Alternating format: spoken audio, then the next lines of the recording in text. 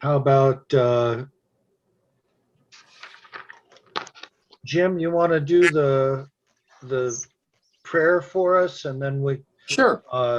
Ken, you want to do the flag salute? Yes, sir. Okay. Go ahead, Jim. Okay. Everybody face the mythical flag, which Oh, our Ken, chief usually Ken. has on the screen. Ken, let Jim do the prayer first. Oh, okay. Okay, if everyone would please bow your heads. Father, thank you for allowing us to gather today for Rotary. Thank you for bringing Dennis back to us safely. We pray that his family stays safe and healthy through this difficult time. We pray for all the doctors and nurses and healthcare workers that they stay safe during COVID. We pray that we can eventually eradicate this terrible disease. We pray all of this in your holy name. Amen. And I would add, we'll say a prayer for Rich and his upcoming surgery. Amen. Yes. So, Oh, I didn't know just that add that he in. had that. Oh, I'm sorry. Okay. He will be out for a little while, Oh, will he? Okay. and then Yeah. he's going to Move to Malibu. move to Malibu. Yeah. Is Rich Nambu? Yep. Yes. Oh, He's retiring from West Covina and is Yeah. taking a job at a private school. really? Private elementary Yeah. school. Oh, wow. So- I'm really out of the loop here, guys. I had no idea this was going on. Wow. Well, And he's I going to don't be know. moving to Malibu, you said? yeah. Yes. Wow. Yeah, in June, I think. Ken, I'm having trouble bringing my flag up. Let's just do it like it's there. Well, let us face our mythical flag, Yeah. but reel in our hearts and put our right hands over our hearts and repeat after me. I pledge Allegiance to the flag flag of the United States of America and to the republic for which it stands, one nation, under God, indivisible, with liberty, justice for all. All right. I guess being away for a while dented some of my skills. Okay. As far as announcements, I think one of them is that this weekend is the San Dimas Rotary House of Ruth event. We've advertised it a few times in the Trumpet. And I want to announce that I want to remind everybody I'll be out. I'm going up to the cabin on the lake the 12th through the 20th, I believe it is. So I'll miss a few meetings, and we'll try to make arrangements so that you get your B team in and they continue forth. So that's that. And then for those that didn't get the email, Rich sent out an email, and he was here a few minutes earlier but had to leave. He has accepted a job in Malibu to become a principal at a Christian school, and he'll do some ministry work. He's going to retire, and they'll move out there during the summer, and after he has prostate surgery. So he's going to have the surgery first and then move. So that's quite a change in life for him event. And there was something else, but it's leaving me right now. Ken? A word or two about the regional Yes, that's it. four-way test speech contest that is taking place tomorrow afternoon at 4 p.m. And arrangements have been made for a number of people to attend virtually. And the practice session with the participants was held earlier this week. And I understand from Brian Jobst, our MC and fellow club member, that it went very, very well. And they're all set to roll tomorrow afternoon. Now, this is being hosted by Claremont, right? This is being hosted by the Azusa Club. The Azusa Club. The Okay. Azusa Club, yes. And Ray Carney is the assistant district governor for this whole region. And well, I guess for that group level. And she's kind of the host for this thing. Right. Okay. Afternoon. And now we have Vicky with us. Good. Yeah. Drexel. Dr. Lund, Yes, sir. I think for the benefit of our guests, being a speaker and Toastmaster, you might just take another minute and go through the process that we do for the contest. Yeah, sure. I'd be happy to. Glenn, our Rotary District, which is composed of some 62 clubs, holds an annual speech contest. And the rules and regulations of the contest are the same year after year after year.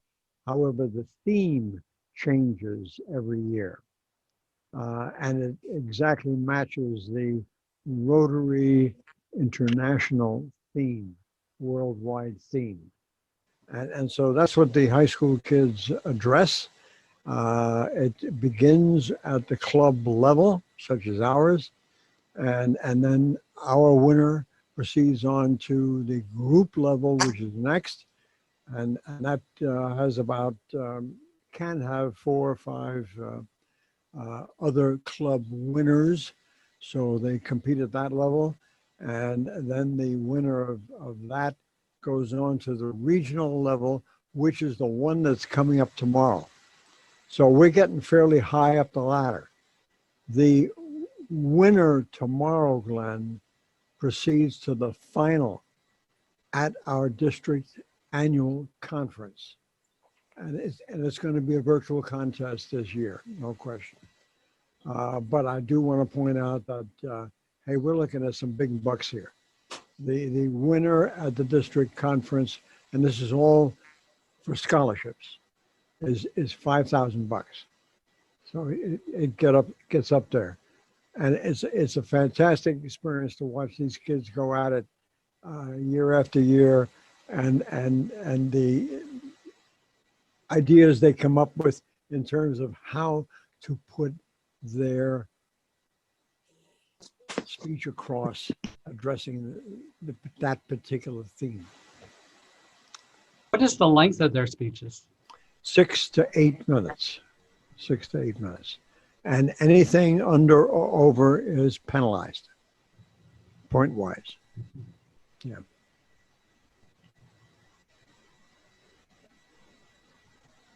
Okay. Drexel, do you have anything from the district that we need? Since I haven't been around, I don't know if anything's pending. Well, I'll just note that the district assembly this year is divided into pieces. Last night was 2 one-hour sessions. The first hour was on membership. The second was on public relations.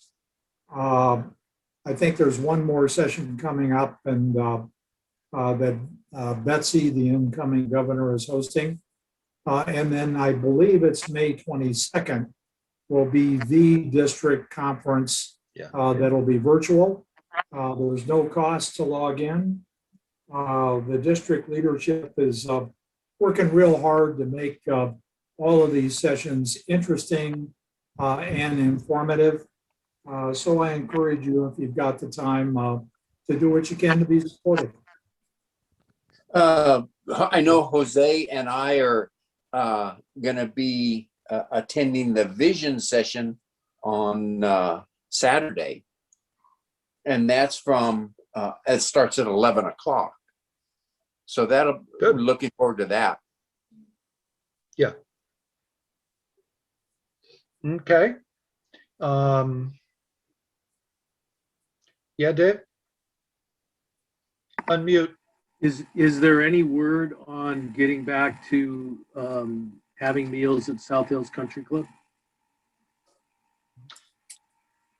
Yeah, I haven't heard anything. Drexel's shaking his head, so Okay. I don't think the county has changed their criteria, so I think that's what the club is waiting for. Well, the club is open for luncheon and is serving luncheon to small groups. But I haven't talked with them about it, but I guess they just haven't reached the point where they're willing to,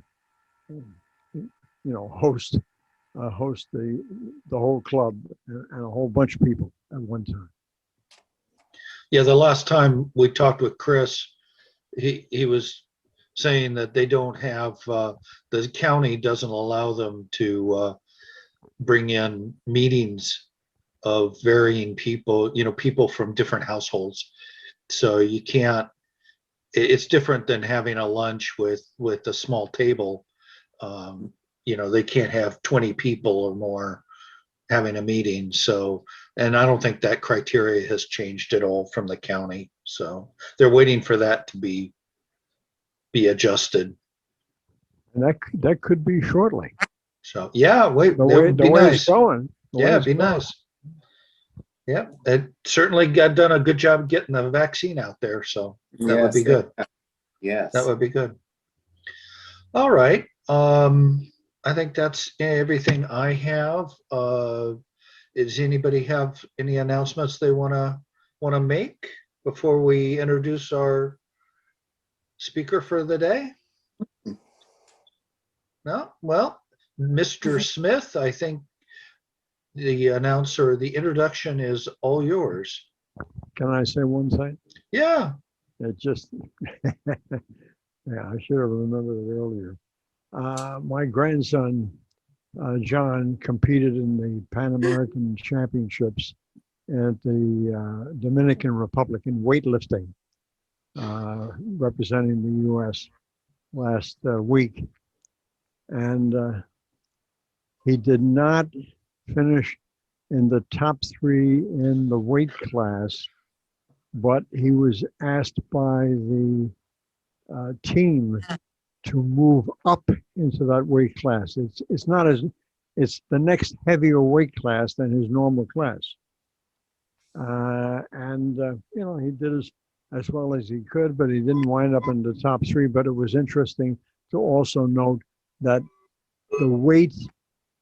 his weightlifting performance, if he had competed in his normal weight class, would have put him in first place. No. Oh, So wow. that's the way it goes. He just ate it for the team because somebody had to bow out, and he was asked to replace that person in a heavier weight class. That's not cool. Yeah, well, I don't, enough said on that subject. Yeah. well, that's not cool or not. I think he did get the opportunity and he made the most of it. Oh, And yes, obviously he absolutely. did well. So Yeah. I don't It think was it's just a an matter honor of, to it's a go. matter of, it's not a matter of Absolutely. cool. I think it's just a matter he got the opportunity You know, to and go. maybe Yeah. it's He got going the to count. experience. Maybe it's going to count for something anyway, because all along the team has been saying, "Hey, the Pan American Championships are going to decide who we're going to put on our U.S. Olympic team for the next Yeah. Olympics." Yeah, well, that's Yeah. Yeah, every sport has their own, qualification things, like track is going to be track is going to be in Oregon and at the end of June. And so it's just, and this year is very challenging to all disciplines of sports because of the pandemic, right? Yeah. And Japan having to really, really restrict the protocols of visitors not being able to come and trying to contain it for them, for the country. So it'll be interesting. Yep. Well, congratulations to your grandson, Ken. That's quite an achievement. Yeah. So Yes. congratulations. Okay. Let's go ahead and move to the introduction then, and move on to our speaker for the week.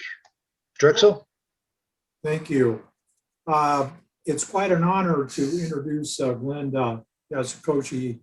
Glenn was most the honored host in greeting me attending their club meeting, there being the True North Toastmasters that meets over at the Covina Community Church, very close to Mr. Mandela's house.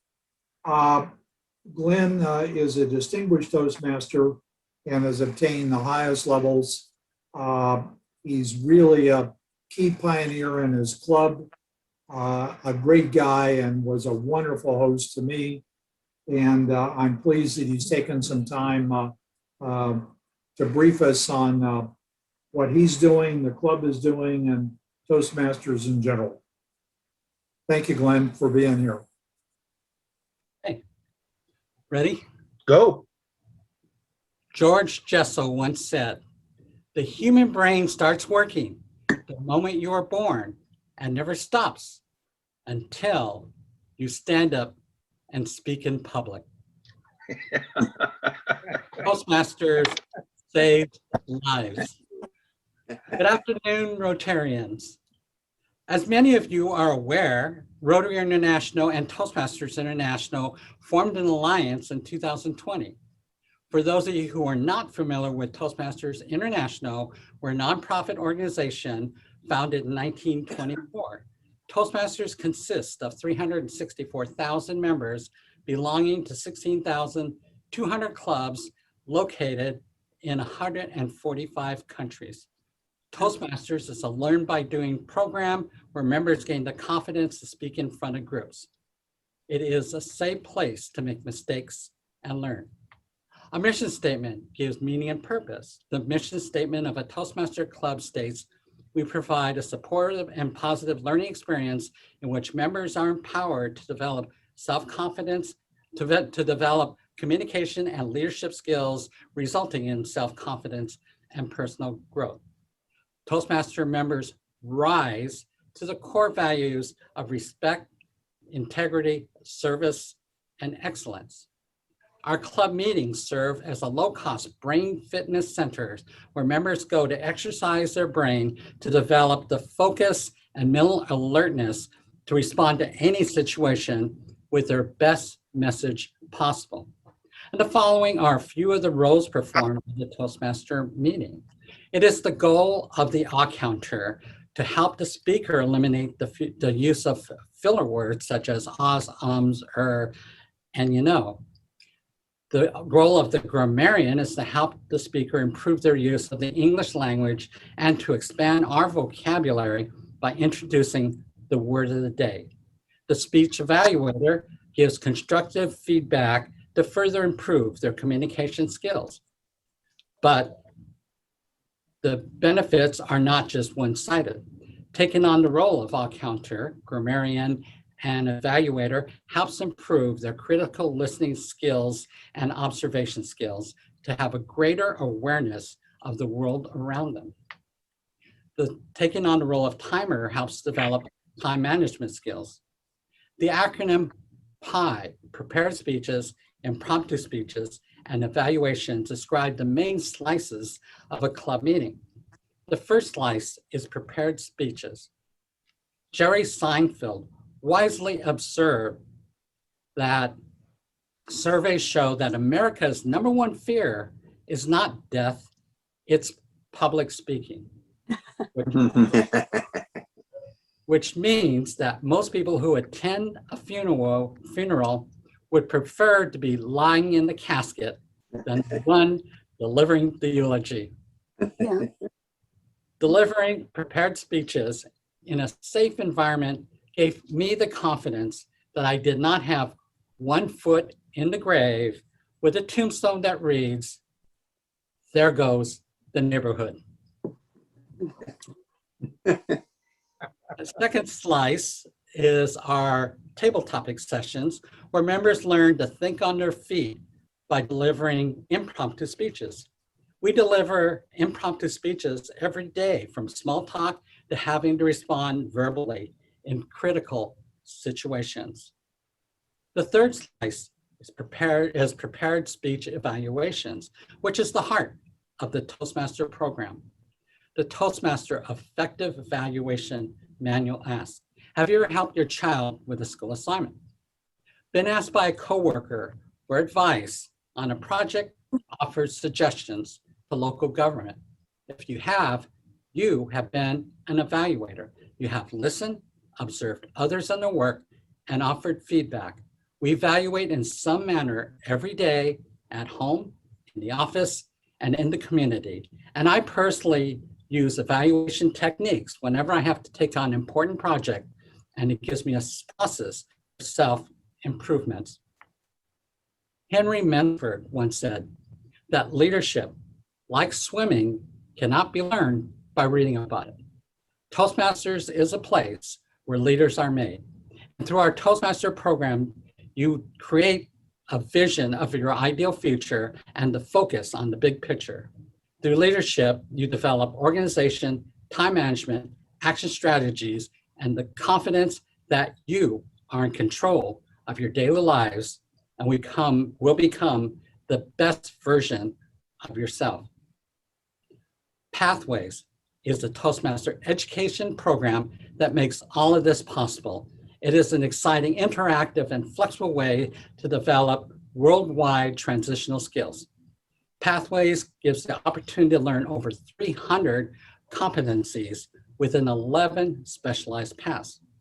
An example of a pathway competency is titled Understanding Emotional Intelligence. Dale Carnegie once said, when dealing with people, let us understand that we're not dealing with creatures of logic. We're dealing with creatures of emotion. We can't control our emotions, but we can control how we react to them. People with emotional intelligence make better life choices, have better interpersonal relationships, are more successful in the workplace, and make exceptional business owners and leaders. Emotional intelligence is the ability to perceive, evaluate, and control your own emotions, and to understand, interpret, and to respond appropriately to the emotions of others. People with a high level of emotional intelligence know their own strengths and weaknesses, can put themselves in the other person's shoes, and have a passion for work that goes beyond money and status. They can accept criticism and not afraid of admitting their mistakes. Emotional intelligence is not about feeling smart. It's about being productive with your emotions in an intelligent way.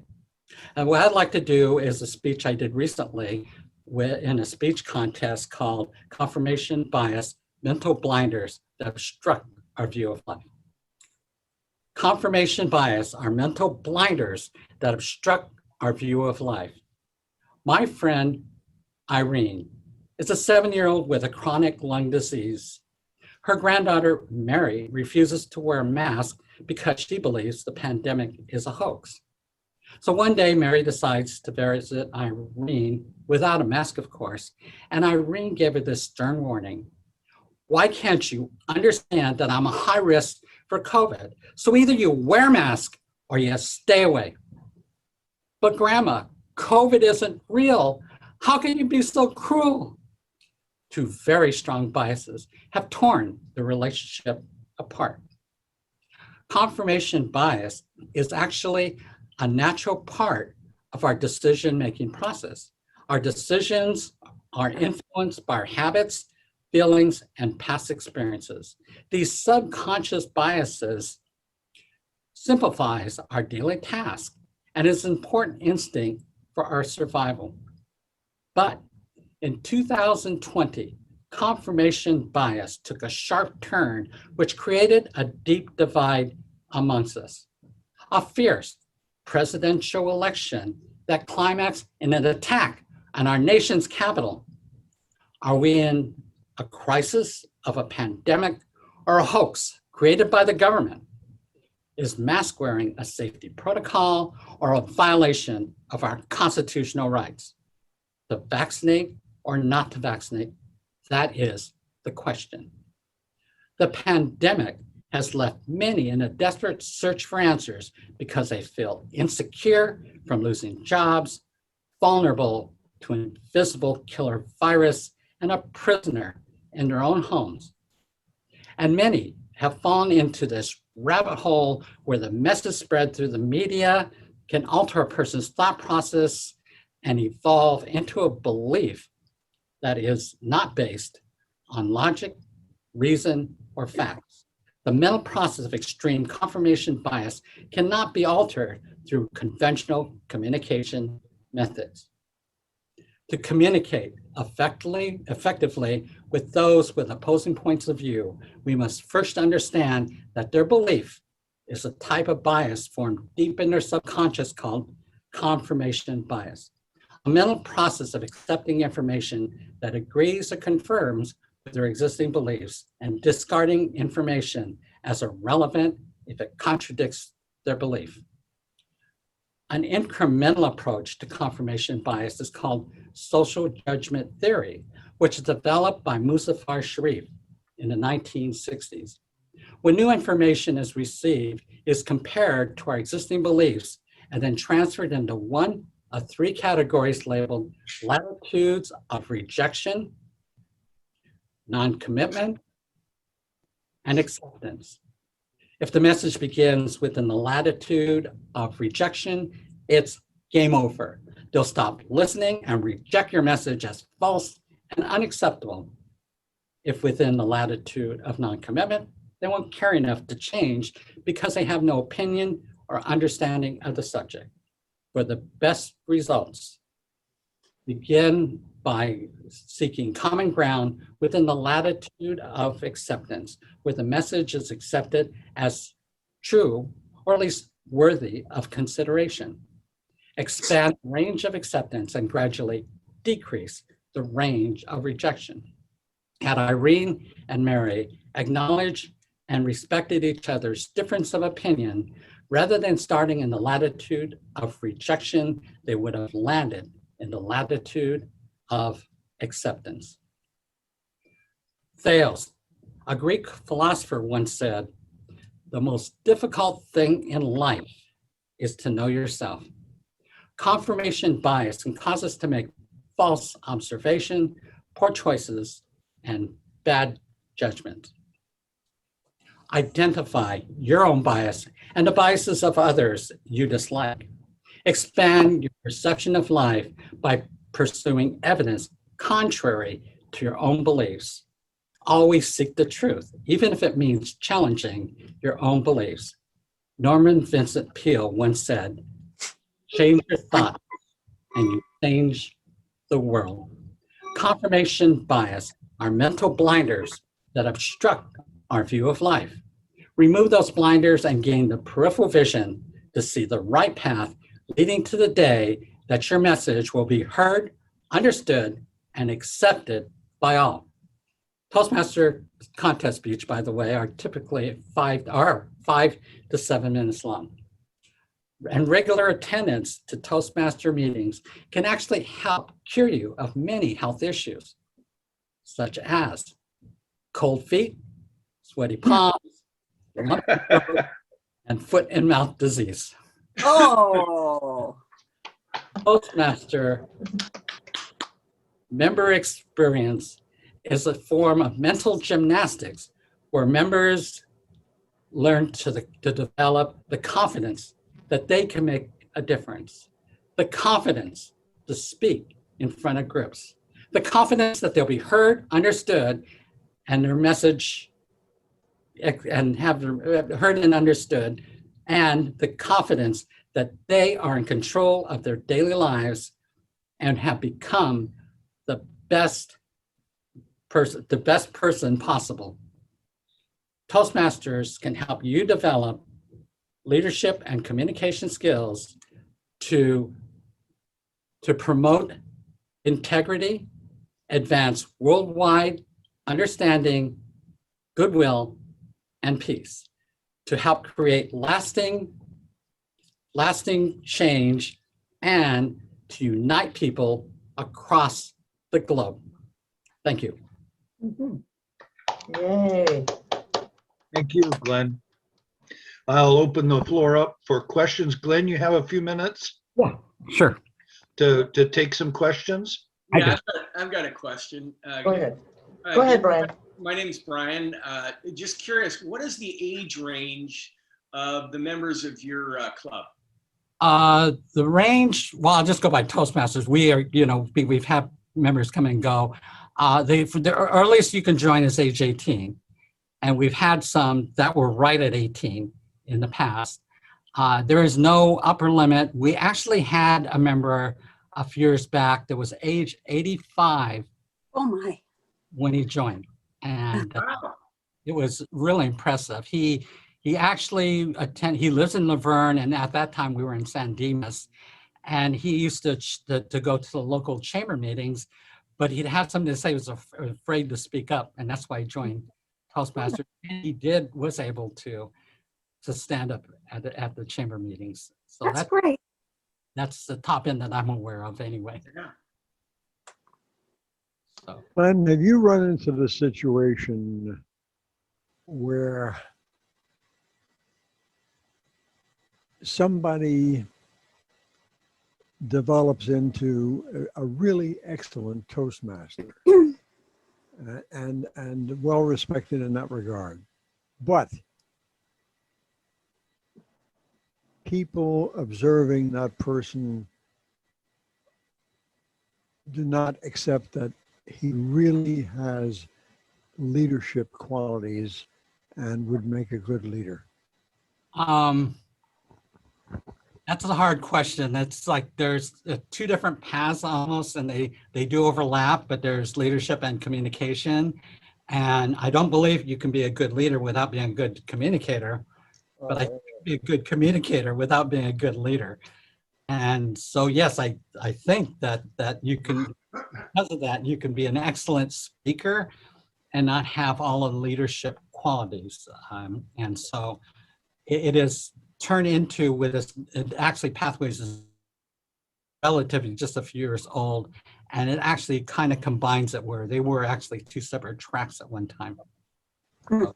Thanks for your comments, because I've myself observed some people over the years that fall into this category of excellent on one and don't make it on the other.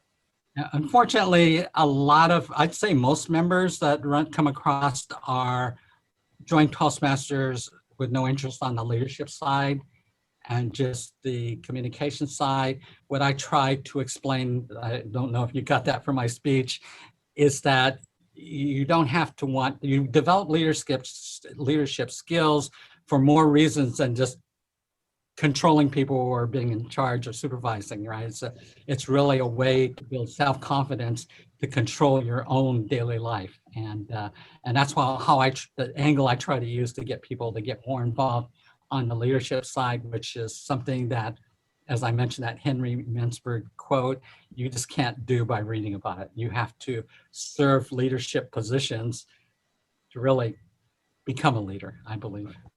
Thank you. Can you spend a couple of minutes on the subject of the alliance between Rotary and Toastmasters?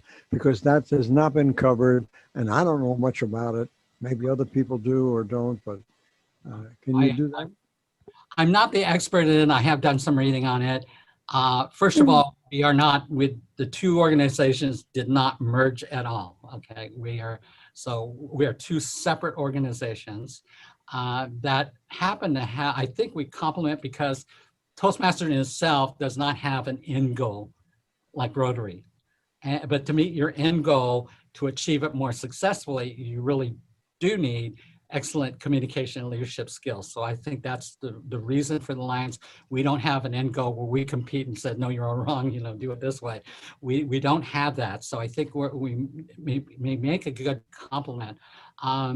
Just going through like facts and things, I know that there is no discount at this point anyway. So if a Toastmaster joins Rotary, if you join, there is no discount. They're two separate organizations.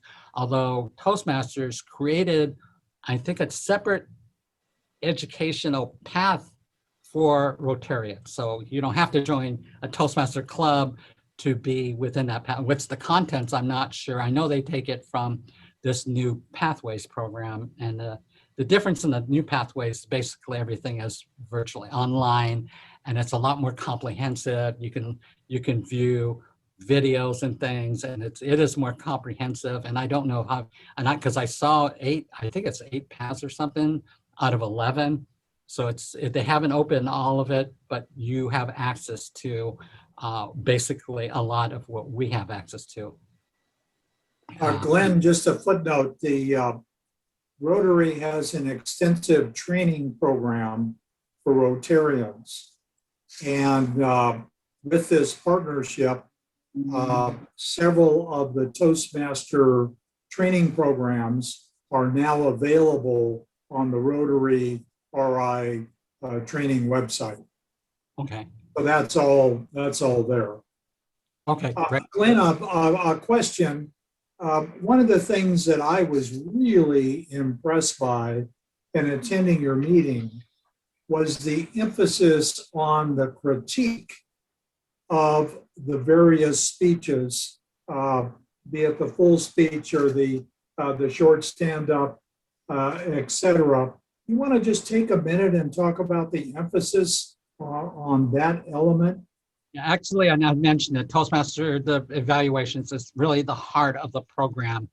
And it's more common, although the most common way that we do evaluations is they call a sandwich method. So when you talk to us, you don't want to say that was the worst speech I ever heard right off the bat or anything like that. What you want to do is say all the positive things about the speaker's speech, and then have some kind of critique, because if there's no suggestions and the speaker didn't learn anything. So it's important that you, and none of us are perfect. And I've seen it in other meetings where, I mean, very excellent speakers still have flaws or things that can make their speech better. And that's really the heart of everything. And then you kind of finish it with something positive. So our prepared speeches is actually what we have an evaluator for. And that's why I said it's the heart. That's where the speaker really learns to do something. We don't have one actually for the short ones. Is our impromptu speech session.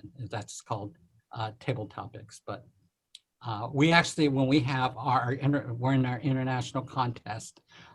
It's our theme is you can really speak on anything you want in the speech contest. But below that, they either have a separate evaluation contest or with the table topics. They rotate them every year. And so I really like I like both of them, but the evaluation one is really something I look forward to in competing. But I hope that answered your question. Yeah. And sandwich probably refers to the fact that you end up with something positive again. Yeah, start something positive, end Yeah. positive, but really the meat of everything is what's in the middle. It's the Oreo cookie. Yep, I've heard absolutely. it's Oreo cookie too, or hamburger. I've even hamburgers have more variation because then they can throw lettuce and pickles and things like that in there.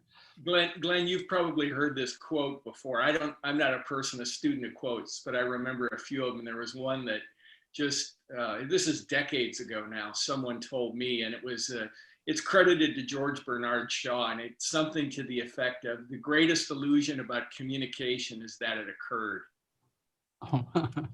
And it's one that has always stuck with me, that you may have thought, whether it's in a speech or just a discussion, that you got your point across entirely well, clearly, maybe even knocked it right out of the park, only to find out minutes, hours, days, or weeks later, man, swing and a miss.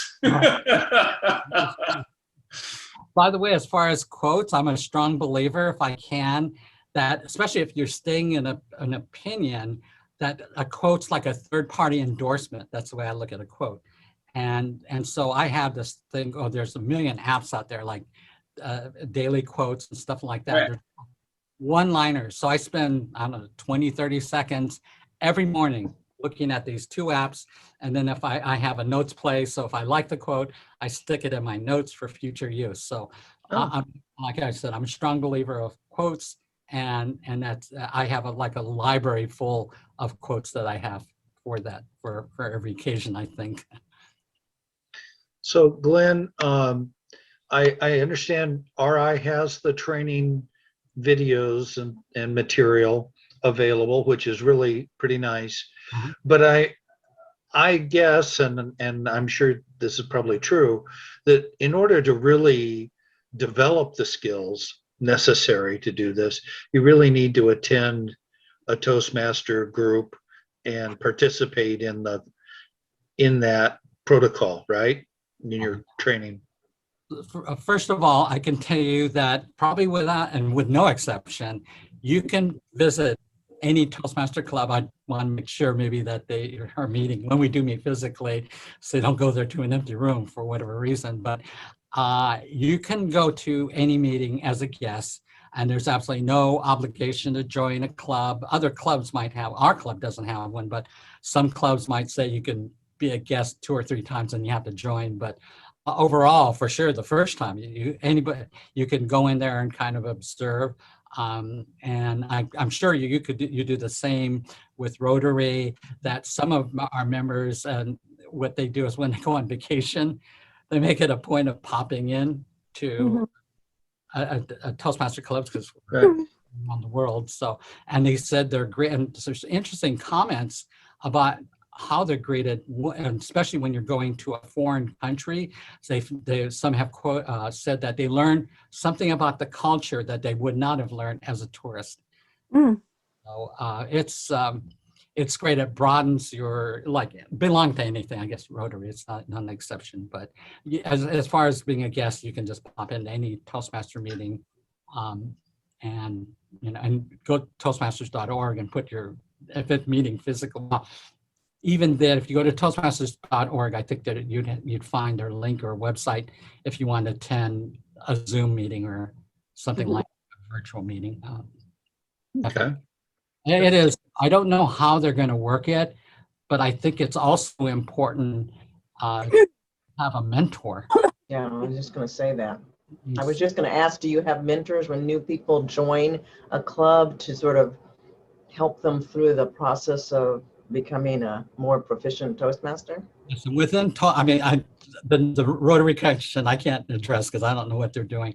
But as far as Toastmasters, yeah, they strongly suggest, and our club does the same. Whenever we have a new member, we make sure that a more veteran member or somebody with some experience at least mentors that person at least a part of the way through a couple speeches, and so the mentor is almost like critical, I think. Yeah, I agree.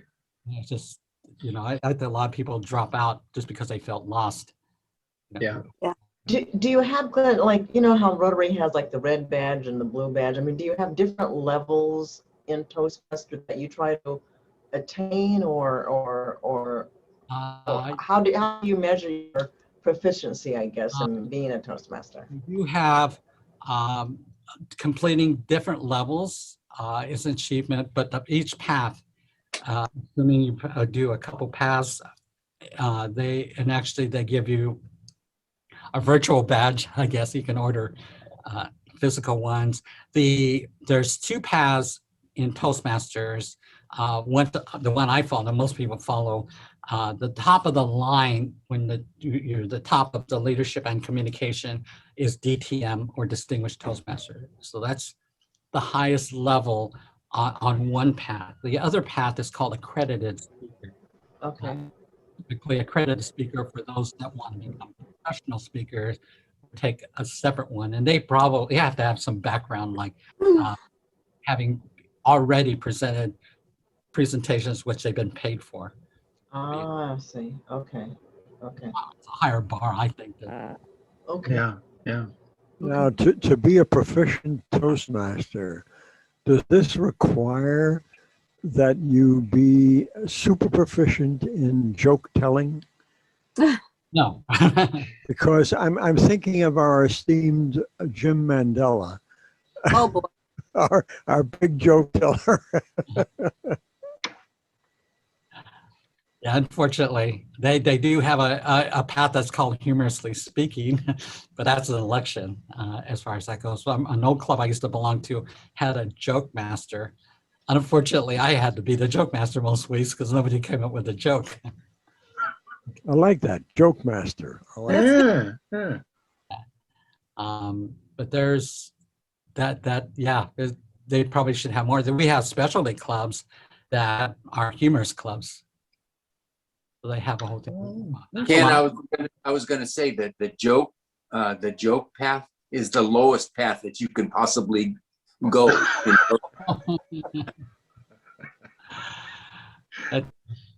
It depends, I guess, on your point of view. You said that. I'm glad you said that, Jim. I didn't need any confirmation of it. Thank you. Just that I'm glad that you said that. That's all. Is that a hint? I should have left some things out of my speech. Yeah. No, no. Absolutely not. Absolutely not. It was a great speech. Yeah. It was. Any other questions for Glenn while we have him here? I have a quick question for Drexel. Yeah, let him unmute and you guys can talk. And your Okay, question is, quick question, Drexel.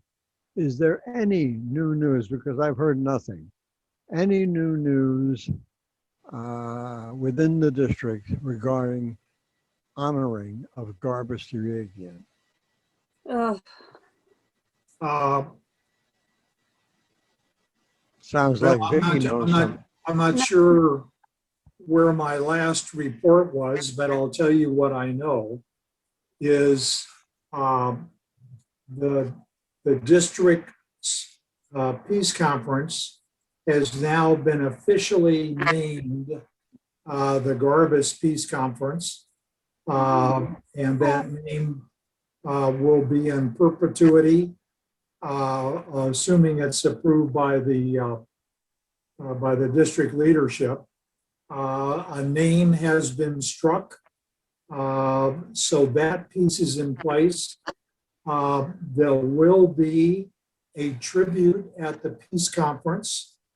Good. There has been formed a Garbus Foundation, and all the monies raised for the 2021 peace conference will go to the foundation, which will be in perpetuity to provide peace scholarships. Oh, that's good. So those pieces are now in place by the Peace Conference Committee. And the Laverne Rotary Club is still working on a particular tribute that'll be done at the conference. And they're looking at a recognition in partnership with the city, some kind of memorial that may be there in the city or the college property.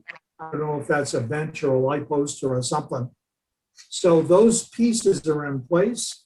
Those of you that want to contribute, you may want to consider being part of this perpetual foundation that's being created. And I'm sure the news on that will be coming out pretty soon. Excellent. I am definitely personally interested and looking forward to that information. I think we've selected 4 of the 6 speakers. Those pieces are in place. It will be a virtual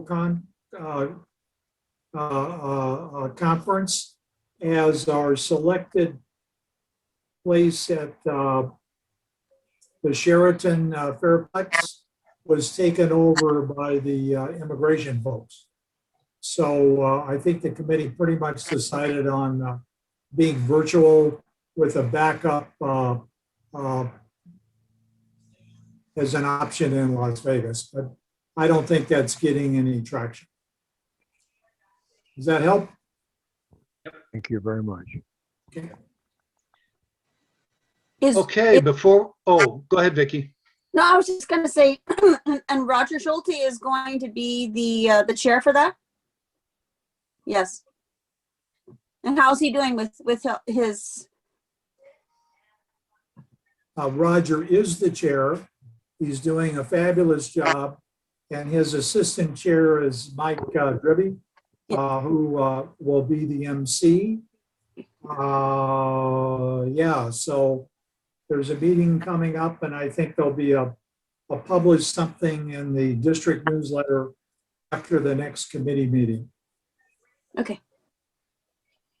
Well, before we get too far along, I want to welcome Sweeney for joining us today.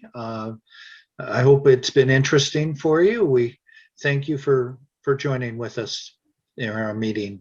Thank you. Yes. Yeah. Thank you for having me. Sorry, I was a little late. We had a little trip we had to do during lunchtime. But Okay, here. good. All right. Welcome. Okay, Glenn, I think we're done. You're more than welcome to stay on. R-O-T-A-R-Y, that spells Rotary. R-O-T-A-R-Y is one great family. We're friends, united for